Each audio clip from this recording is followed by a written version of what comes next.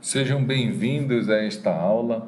Hoje a gente vai ter uma conversa sobre como fazer um ultrassom transvaginal quando o foco é o planejamento cirúrgico das pacientes que vão se submeter à cirurgia de miomectomia, seja por desejo reprodutivo futuro, seja por desejo da própria paciente em preservar seu útero, mas que ela está tendo sintomas, sejam de dor, sejam de sangramentos uterinos anormais ou da infertilidade. A gente sabe que os miomas são um dos tumores benignos ginecológicos mais comuns presentes na nossa realidade. E eles causam como principal sintoma, de fato, a dor, as cólicas intensas, o sangramento uterino anormal e a infertilidade. E devido a isso, muitas vezes é indicado a retirada desses miomas, como nesse caso aí que eu estou mostrando para vocês, uma imagem de uma histeroscopia, cedida pelo professor Ricardo Lasmar, onde a gente vê um mioma intracavitário, ele é um mioma dentro da classificação que a gente vai revisar, um mioma FIGO 0, localizado aí no fundo uterino, mostrando algumas áreas internas aí da cavidade uterina, e a gente vai trabalhar esses conceitos com vocês hoje na ultrassonografia. Quando a gente fala de diagnóstico de miomas no ultrassom, é muito bom a gente lembrar que de fato ele se descreve como uma imagem nodular hipoecogênica heterogênea, que algumas vezes podem estar localizados na cavidade uterina, na parede do miométrio, na parede do útero, ou fazendo abaulamento externo no contorno uterino.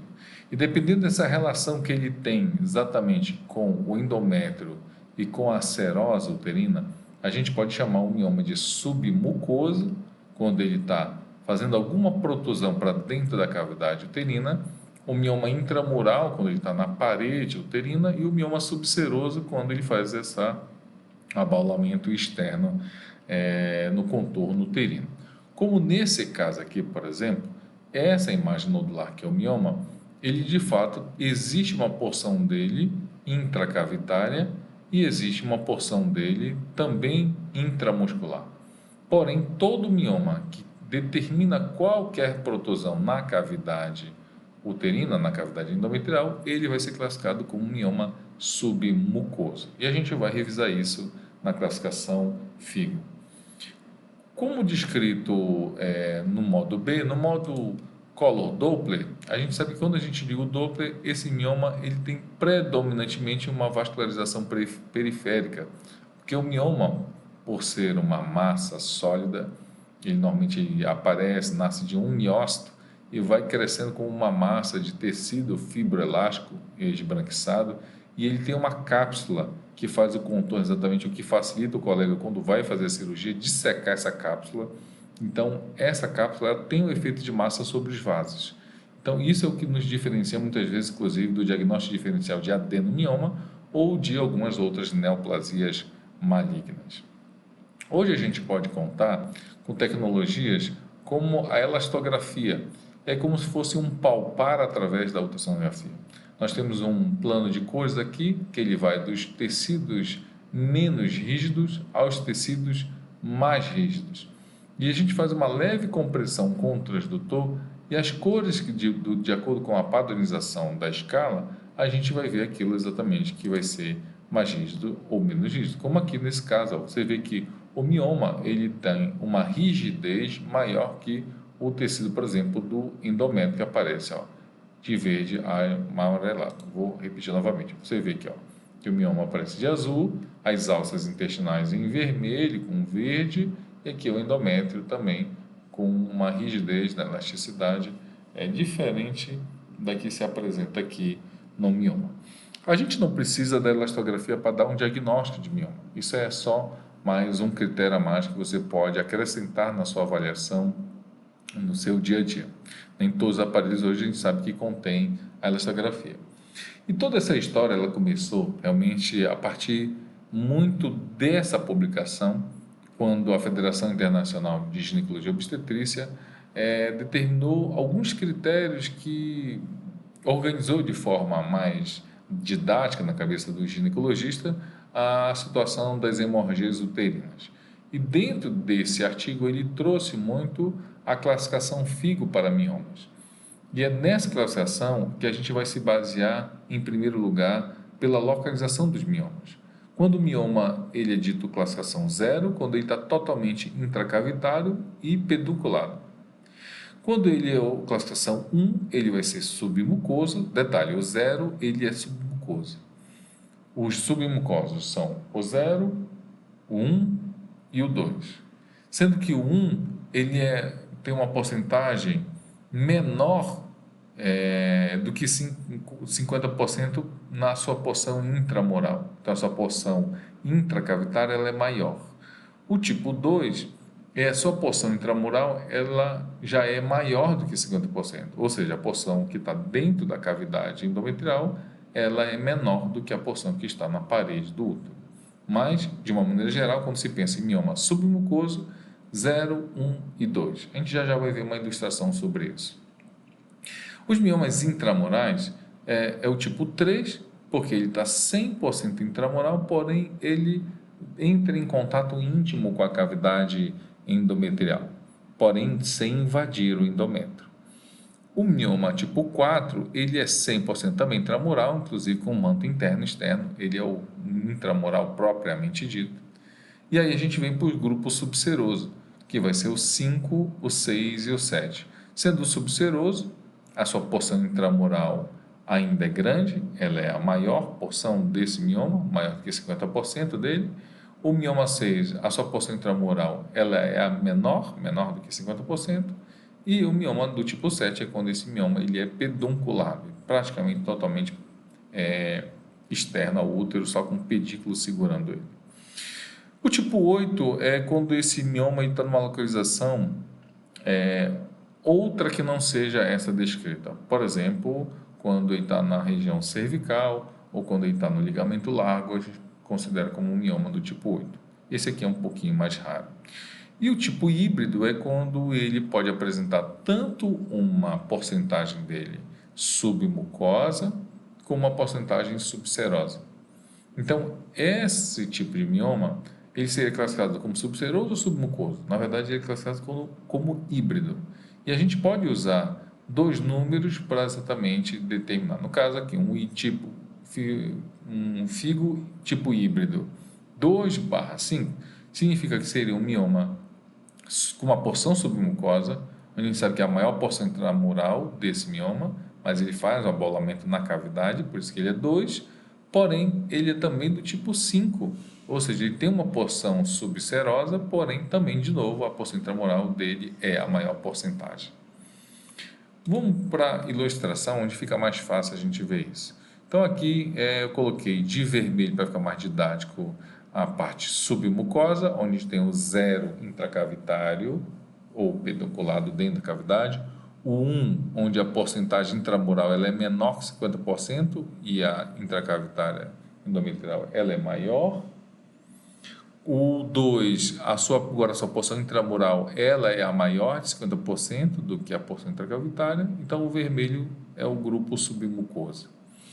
O grupo intramural são dois tipos. O 3, que é aquele que é 100% intramural, porém ele tangencia, só que sem invadir, sem determinar abolamento na cavidade endometrial. O tipo 4 é exatamente o tipo de mioma que está 100% na cavidade, inclusive com o manto interno, que é a distância do mioma para a linha que tangencia o início da cavidade, e o manto externo, exatamente a linha que tangencia a serosa uterina. E os azuis são os subserosos, que nós temos o tipo 5, onde a menor porcentagem intramural, a maior porcentagem ainda intramural e a menor subserosa. O tipo 6, sim, onde a menor é intramural e a maior é ela externa. E o tipo 7, aquele mioma completamente para fora, só com o pedículo segurando ele. O tipo híbrido é o tipo, como por exemplo aqui, o 2/5, onde ele tem uma porção submucosa, aqui determinando abolamento na cavidade, e uma porção subserosa aqui. Qual a maior porcentagem? Evidentemente, ele também é chamado de transmural, né? Ele está atravessando toda a parede do útero. E o tipo 8, por exemplo, peguei um exemplo aqui, esse é um mioma cervical. E vamos lá. Então, esse é um tipo de mioma figo 2. Esse é um útero, a gente está no corte longitudinal, no útero retrovertido. E aqui eu quero chamar muita atenção de vocês, porque isso foi uma dúvida muito no início da minha carreira. Um mioma em situação retrovertida, a gente não pode esquecer que as paredes dele são a referência em relação à referência anatômica daquele mioma, e não em relação à posição em que ele se encontra. Tá? Então, voltando aqui, essa aqui é a parede anterior de um útero retrovertido e essa aqui é a parede posterior de um útero retrovertido. Então, esse mioma aqui, ele está localizado na parede anterior, não esquecendo de escrever que o mioma, que o útero, ele é retrovertido. Então, esse mioma, vocês percebam que a maior porcentagem dele é intramural, ele tem uma penetração maior do que 50%, e uma parte abaulando dentro da cavidade uterina. Então, esse é o mioma submucoso, aqui ó, submucoso, porém do tipo 2, porque a penetração miometrial é maior do que 50%. Quando a gente vai para um mioma totalmente intramural, como esse aqui, ó, na parede, todo no corte transversal, você vê, ó, a gente vê manto interno, manto externo. Então, esse é um mioma do tipo figo 4, na parede lateral direita. Agora eu estou no Rio D, na longitudinal, um outro útero retrovertido. E a gente tem aqui o mioma na parede lateral direita. A paciente também tinha outro mioma ó, no fundo uterino, também figo 4, mas o destaque é para essa imagem desse mioma intramural. E agora, um mioma subseroso, onde a gente vê nesse mioma a maior porcentagem dele tem uma penetração intramural e a menor porcentagem subserosa, mas ele é considerado subseroso. Então ele cai dentro de uma classificação de um mioma subseroso do tipo 5. Já o mioma híbrido, como eu falei para vocês, é esse mioma transmural, onde ele tem uma porção submucosa e ele tem uma porção subserosa. Então, posso classificar esse mioma como 2/5, localizado no fundo uterino desse útero em antiverso flexão. E vejam como é detalhe, ó, ele tanto penetra a cavidade como ele abaula realmente o contorno no fundo uterino aqui. Agora a gente tem um mioma do tipo 8, onde você vê que a localização dele é cervical, a gente vê na parede anterior da cervix, ele até chega a exercer uma certa compressão sobre o canal endocervical.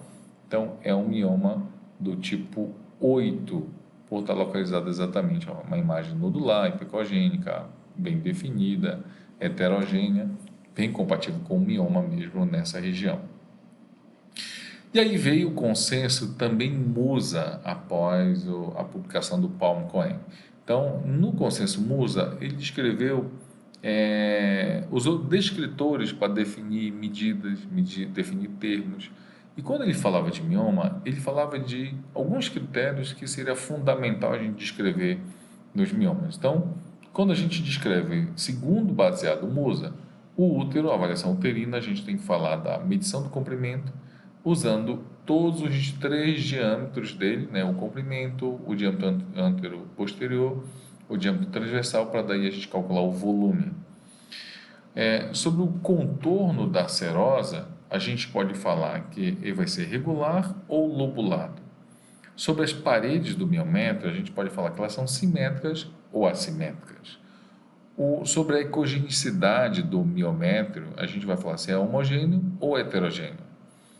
Sobre as próprias lesões miometriais, né, as lesões do miométrio, a gente pode definir as margens dessa lesão, como bem definidas ou mal definidas, o número de lesões. Vamos pensar aqui no mioma? Então, vai saber se esse nódulo de mioma ele é bem definido, essa margem ou mal definida. O número de lesões, temos 2, 3, 1, 5, 20 lesões.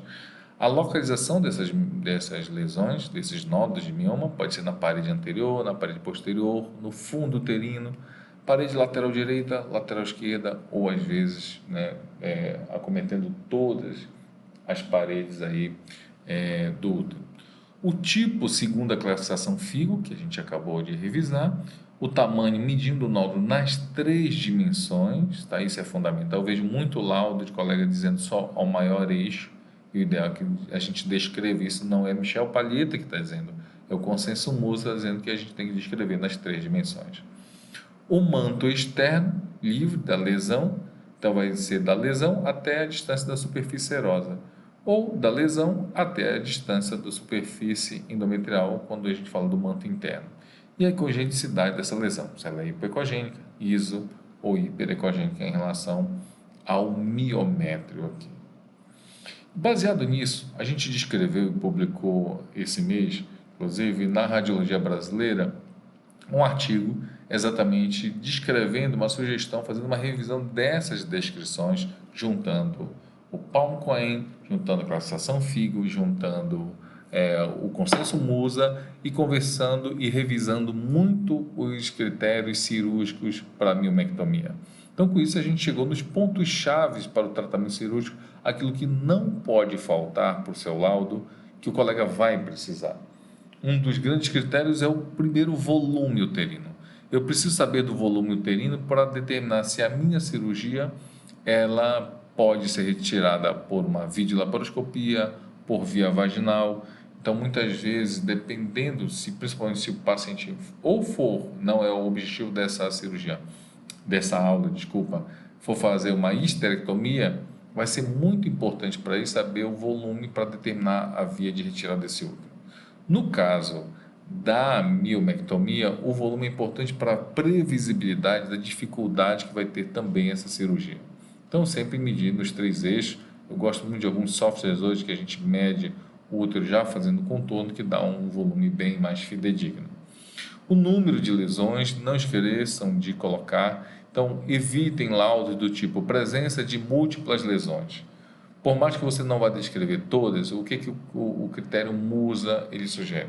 Que você descreva todas as lesões que têm componente submucoso e até as 4 maiores que não têm componente submucoso. Digamos que a paciente tenha 20 lesões. Você pode descrever presença de 20 lesões, digamos que ela tenha 20 lesões, 3 submucosos e o restante intramurais subserosos.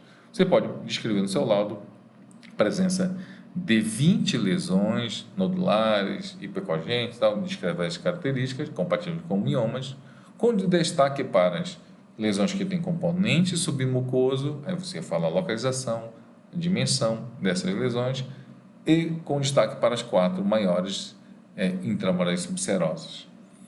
Mas é importante falar o número de lesões. As dimensões do nó, como eu falei aqui, a gente está num plano só, mas das 3 dimensões. Aqui a gente está num plano longitudinal, então medir nas 3 dimensões do nódulo e não só apenas no maior eixo.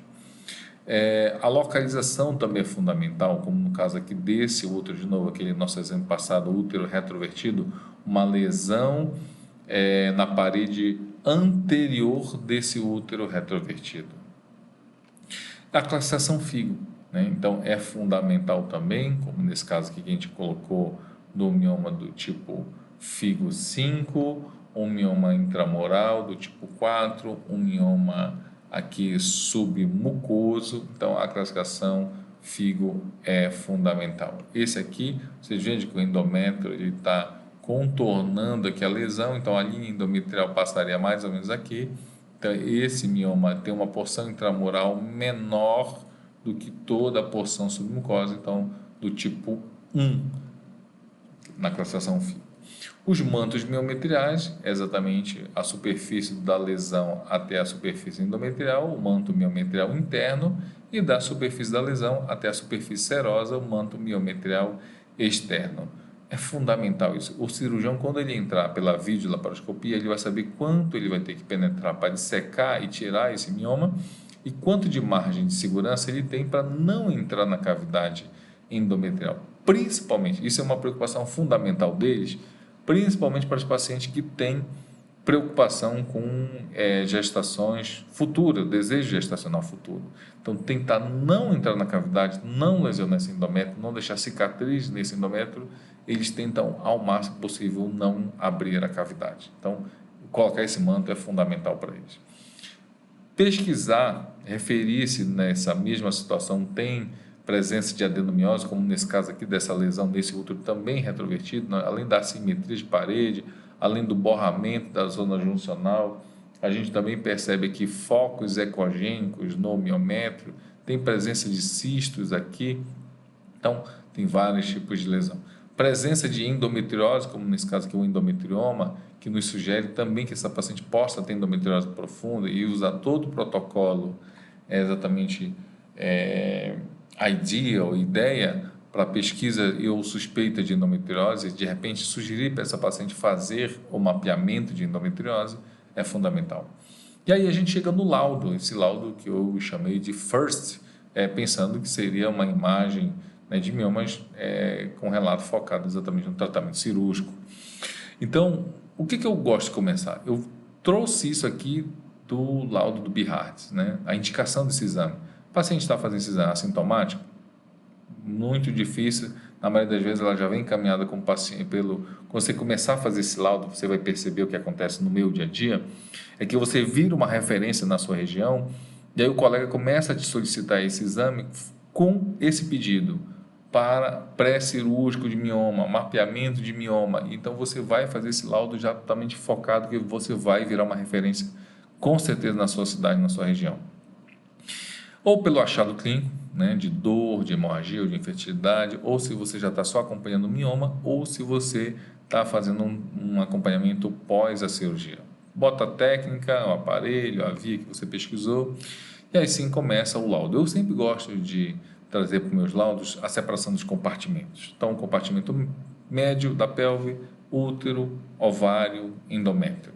Então, o útero, você faz toda a descrição do útero, né, da posição, dos contornos, a ecogenicidade do miométrio, olha, como eu já botei aqui, exceto, digamos que a ecogenicidade pode estar preservada, exceto nas áreas que tem miomas. Então, já estou dizendo que tem mioma nesse laudo aqui.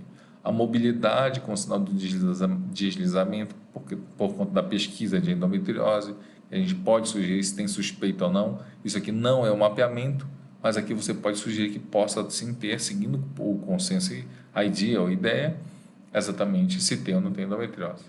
Chega na parte dos miomas, coloca-se, note-se a presença de imagens, aí você pode botar um número, tá? Eu não botei aqui, mas pode botar um número, deve botar 5, 4, 6, 20, 10 imagens nodulares sólidas, hipoecogênicas, heterogêneas, de contornos regulares e limites bem definidos. Compatíveis, tá? Compatíveis com miomas e não sugestivas. Um dia a gente pode conversar sobre isso no nosso encontro, a diferença jurídica da palavra compatível da palavra sugestiva. E a tabela descreve os principais aspectos. Então, você tem o número de miomas, você tem a classificação FIGO, as dimensões nos 3 eixos do mioma, a localização, a parede em que ele se encontra, o manto miometrial interno, o manto miometrial externo. Aí você vê com a descrição do endométrio, do ovário, né, e fala se teve sensibilidade na mobilização do transdutor. Isso também nos ajuda na pesquisa da endometriose. O compartimento anterior fala de bexiga e todas as características aqui da bexiga, colocando se tem deslizamento no recesso vésico uterino. O compartimento posterior também é muito importante você dar uma olhada na região retrocervical, nos ligamentos uterossacrais. Você está aprendendo nesse curso como olhar, não pode deixar de olhar isso em todo o ultrassom transvaginal. E você vê também se tem alguma coisa no intestino que possa ser detectável nesse exame sem preparo intestinal, tá? Não se sinta obrigado a ver todas as lesões, porque você está se resguardando, dizendo que a paciente está sem preparo intestinal. E isso aqui não é o mapeamento de endometriose, é um ultrassom transvaginal. Então, se tiver sinais de adenomiose, também referir sinais de endometriose também, fazer a marcação aqui. E como conclusão, isso vai ajudar muito, isso vai te diferenciar muito. Você colocar os nódulos miometriais compatíveis, de novo, com mioma, o tipo, segundo a classificação, o número de miomas. Olha aqui, os miomas que têm componentes submucosos, os miomas que têm componentes que não são submucosos, se tem efeito na cavidade, se o mioma submucoso está no fundo uterino ou se ele está na parede lateral. Isso porque é importante para o histeroscopista. A dificuldade é maior quando está no fundo e na parede lateral, tá, do que quando ele está no terço médio em comparação ao fundo, ou quando ele está na parede anterior ou posterior em relação à parede lateral. Presença de adenomiose, se é focal difusa, como é que estão os ovários dessa paciente, se tem endometrioma, se tem processos aderenciais e se tem algum sinal que possa sugerir, né, endometriose, e aí você pode exatamente recomendar para a paciente fazer um mapeamento de endometriose. Então vamos pegar esse caso aqui, por exemplo, esse da paciente, um corte longitudinal, ela tem um mioma, uma imagem nodular, hipercogênica, heterogênea, arredondada, bem definida, localizada. Você pode falar no terço superior aqui, olha, no terço superior do útero, acometendo um pouco aquele, ó, o fundo uterino, pegando um pouco de terço médio da parede anterior. Aqui eu descreveria sinceramente como na transição fundo barra parede anterior, com um componente aqui, olha, submucoso e a maior porcentagem, né, o maior componente com maior de 50% de penetração intramural. Então, isso aqui é um mioma do tipo FIGO 2.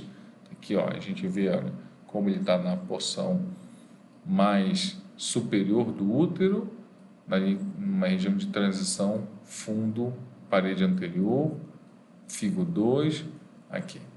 Quando a gente vai rodar isso a gente está na longitudinal, rodou na transversal, a gente vê que ele está na parede anterior, ele não está nas paredes laterais.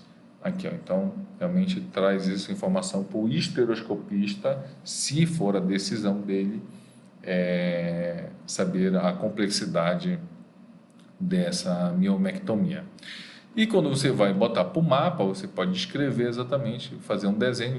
Isso na plataforma vocês podem baixar essa imagem. Eu também botei lá no grupo essa imagem aqui nodular, aqui exatamente, descrevendo esse mioma.